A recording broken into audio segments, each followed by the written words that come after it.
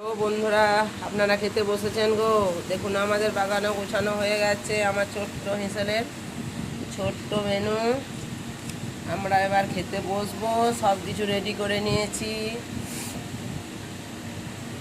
আমার শরীরটা ভালো নেই, গলার আওয়াজে বুঝতে পারবেন আপনারা, খনখন করছে সর্দির জন্যে। যাই হোক, কোনো রকমের রান্নাটা করলাম, ভালো লাগছে না উঠে বসে।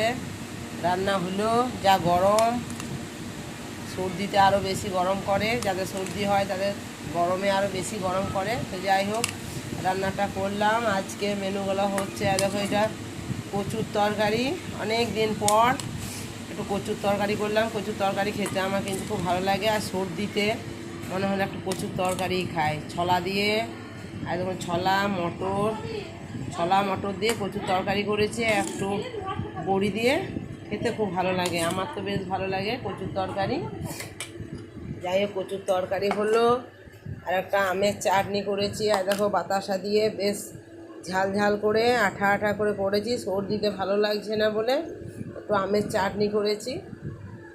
দেখুন বাতাসা দিয়ে খুব ভালো হয়েছে খেতে, ঝাল ঝাল। আর একটু মাংস হয়েছে আজকে। আমাদের মাংস বেশি হয় না, অনেক দিন পরই হলো একটু খাসির মাংস, ছেলেটা নিয়ে এলো।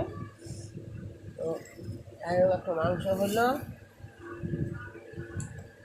আর মুসুরির ডালও করেছি, যদি দরকার হয় তো ওরা নেবে মুসুরির ডাল। মাংসটা না বেশি ঝোল করেছি, না বেশি আঠা আঠা করেছি।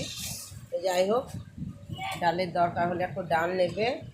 আর এই দেখো, আমি অল্প ভাত নিয়েছি, সর্দিতে খেতে ভালো লাগছে না, অল্প ভাত নিয়েছি আর একটা রুটি নিয়েছি। কালকেও কিন্তু ভাত খাইনি, রুটি খেয়েছিলাম।